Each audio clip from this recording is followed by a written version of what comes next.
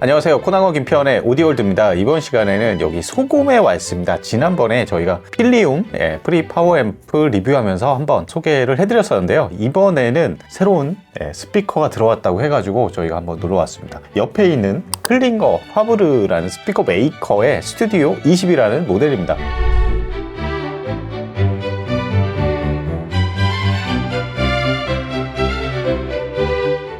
기존에 저희가 클링거 파브르 스피커 모델을 한번 제 시청실에 가져와서 한번 리뷰를 한 적이 있었죠. 그렇죠. 개인적으로 제 이제 블로그에도 포스팅을 했는데 거의 올해의 발견이라고 할 만한 대단한 퍼포먼스를 보였던 스피커고 좀 저쪽에 잘 자리 잡고 있네요. 이 큰 스튜디오 20을 보다가 저 스피커 보니까 귀엽네요.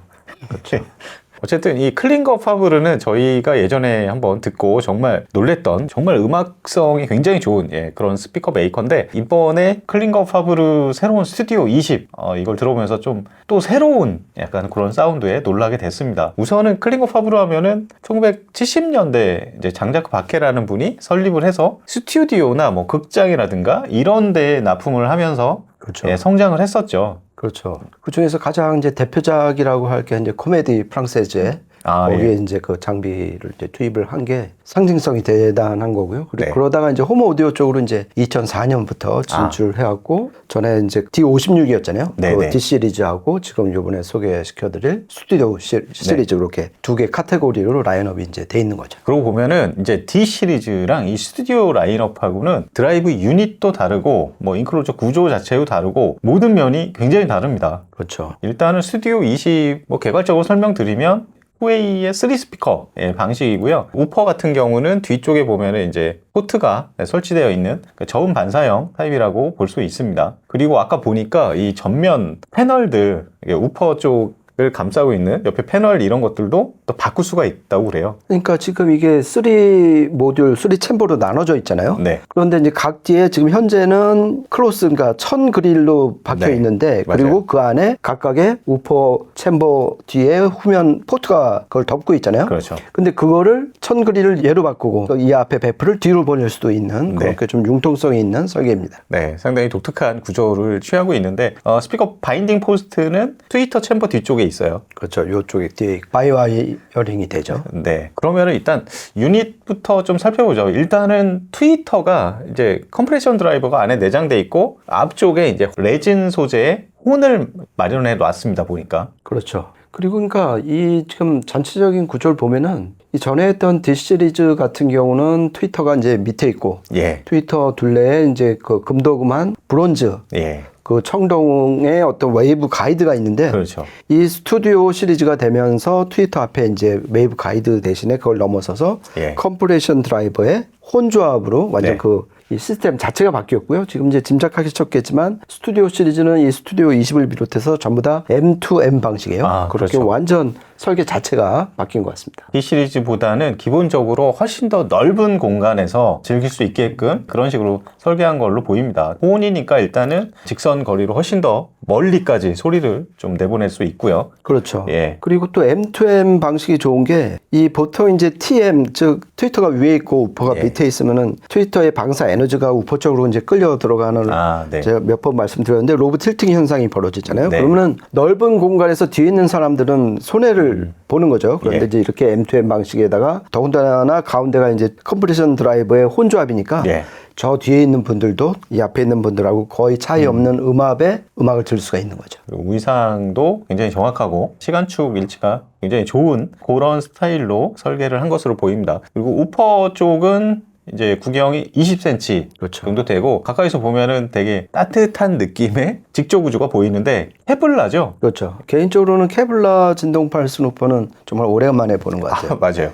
저도 지금 서서브로 쓰고 있는 그 스피커가 지금 아주 옛날 찐노랑의 이제 케블라였는데, 얘는 되게 이제 옅은 색의 케블라를 썼고, 가운데 이제 그 나무 페이지 플러그가 아주 좀 독특합니다. 그래서 말 그대로 이제 페이지 좀 위상을 좀 잡아주는 그런 역할을 하는데, 이거는 100% 다 콘형 우퍼의 매달리게 되는 거죠. 그러니까 네. 이렇게 콘이 파져 있으면은 서로 마주오는 음파가 서로 섞여서 위상 간섭이 일어나고 엉망진창이 되니까 가운데 어떤 형태가 됐든 그 플러그를 좀 이렇게 박았는데 얘는 특이하게 예. 나무로 해놔갖고 맞아요. 좀 보는 맛도 괜찮은 것 같습니다. 예전에 보면 뭐 바워스 밀킨스나 이런 데들은 보면 페이지 플러그를 또 교체할 수 있게끔 이렇게 돼 있었었고 여러 군데에서 또 만들어가지고 사람들이 그걸로 막 교체하는 그런 재미도 많이 누리고 그랬었는데요. 이 제품은 뭐 그런 막 바워스 밀킨스나 뭐 포칼 옛날에 이런 케블러 많이 썼던 브랜드처럼 그렇게 대량 생산하는 브랜드가 아니에요. 근데 직접 이렇게 보면 영상으로 어느 정도 표현될지 모르겠지만 진짜 유닛의 저 막 진동판도 진짜 사람 손으로 이렇게 만든 것 같은 수공예로 소량 생산한 그런 느낌이 물씬 납니다. 보면은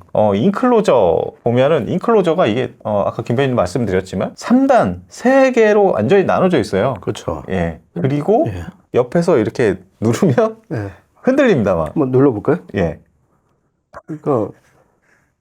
그러니까 요게 이제 저번에 이제 예. 그 D56도 스탠드 위에 올려놓는 거를 이제 예. 플로팅 보드라고 그래갖고 그렇죠. 3점 지지에 볼이 들어가 있는 거잖아요. 맞아요. 그래갖고 구면 진자 운동으로 해서 스피커에서 올라오는 예. 내려오는 그 진동 에너지를 그 진자 운동으로 없애주는 그렇죠. 건데 그게 지금 여기는 이제 3세트가 들어있는 거예요. 여기 예. 하나, 둘, 그다음에 여기 셋. 네. 그렇게 해서 이 모듈 형식으로 인클로저 자체를 설계를 한 이유가 이 우퍼의 에너지가 얘한테 전달 안 되고 그렇죠. 얘 우퍼도 에너지가 얘로 전달 안 되게끔 다 독립을 해놓은 건데 네. 그 사이를 또 플로팅 보드로 해갖고 그렇죠. 또 차단을 한 거니까 제작자의 그 예. 설계 의도를 완전 끝까지 좀 한번 추구한 스피커가 아닌가 그런 생각을 좀 해봤습니다. 네, 이게 보기에는 좀 수공예로 소량 생산한 어떻게 보면은 막 인클로저나 이런 것들은 약간 빈티지 같은 그런 느낌들, 따뜻한 느낌들, 이런 느낌들이 있는데 실제 구조적인 이런 것들을 보면은 현대 하이엔드 쪽이 추구하는 그런 쪽 설계도 다 들어가 있어요. 그렇죠. 예, 진동에 대한 이런 부분들은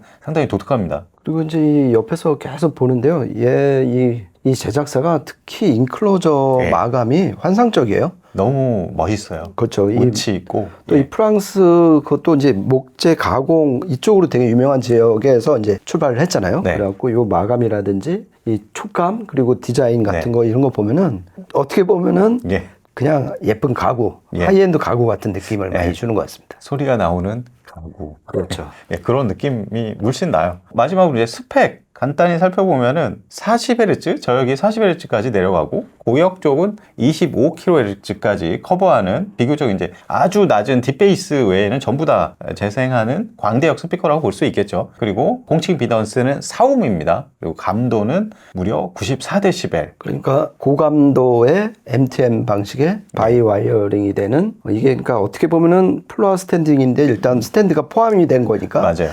좀 큰 스탠드 마운트 스피커다 이렇게 말씀드려야 될 것 같습니다.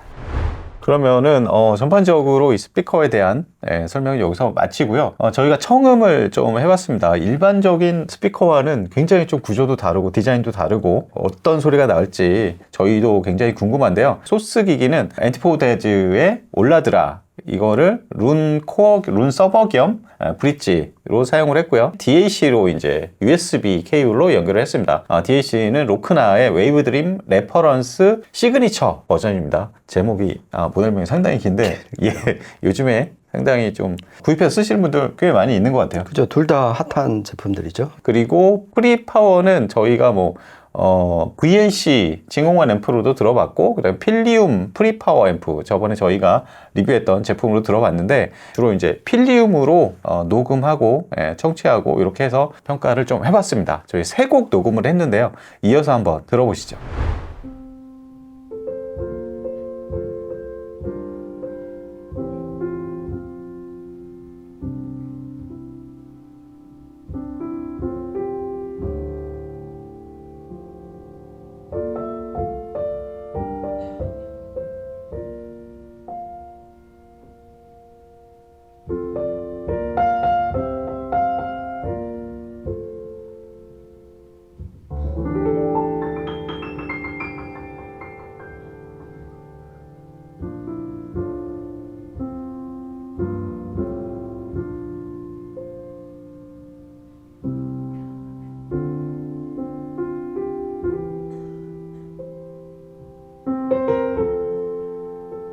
Just before our love got lost, you see, I am as constant as it once started.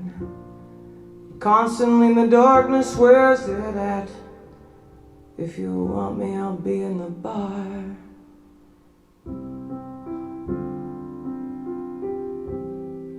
On the back of a cartoon coaster,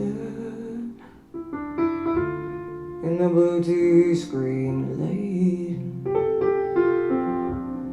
I drew a map of Canada. Oh.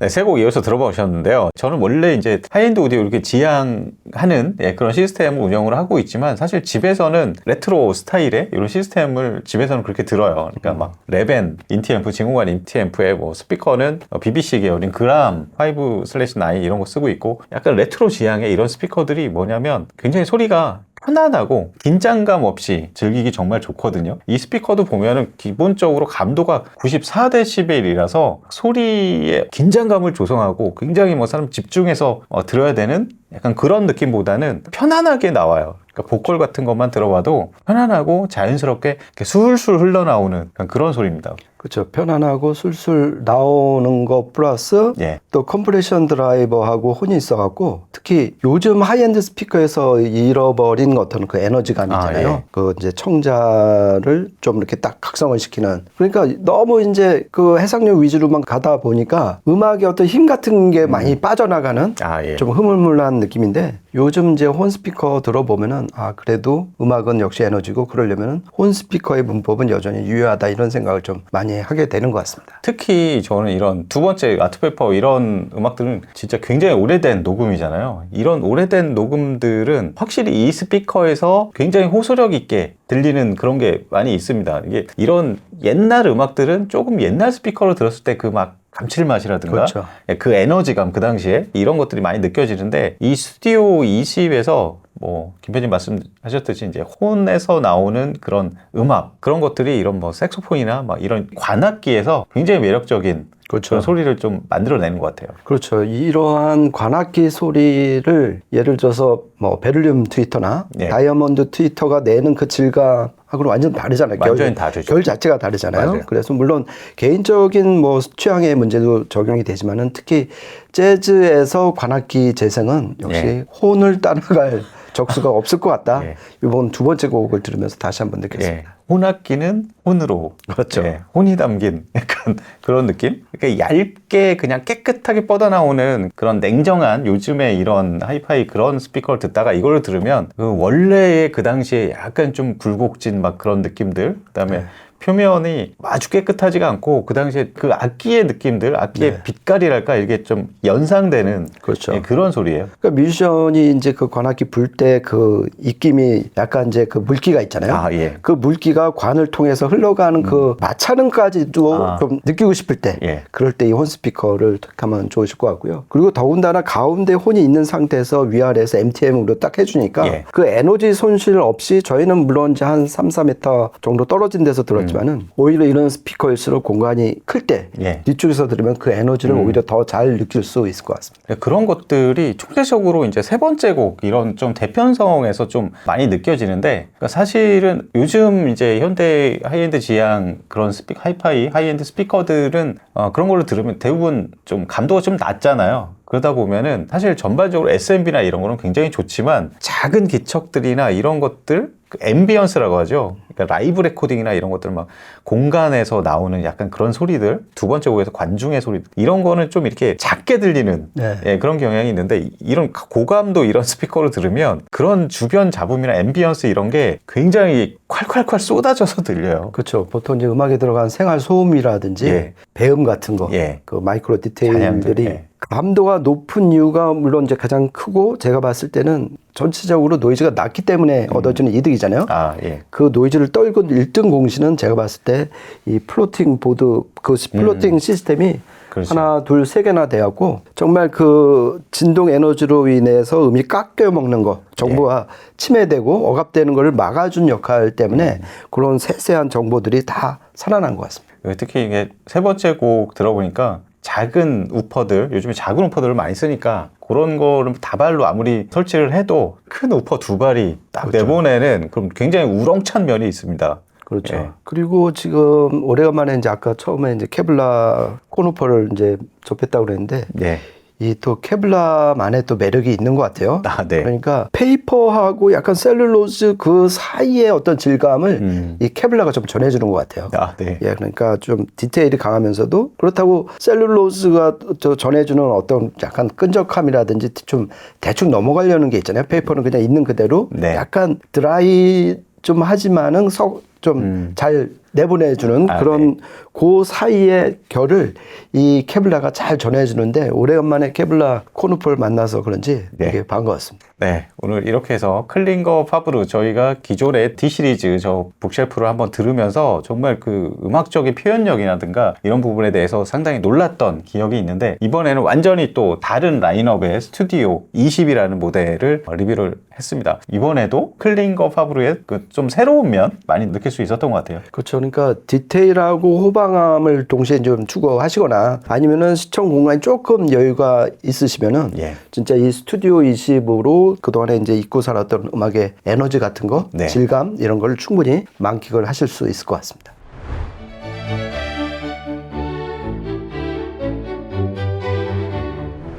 저희가 준비한 시간은 여기까지고요. 다음에 또 재밌는 이야기로 찾아뵙도록 하겠습니다. 지금까지 코난과 김태현의 오디오 월드였습니다. 감사합니다. 고맙습니다.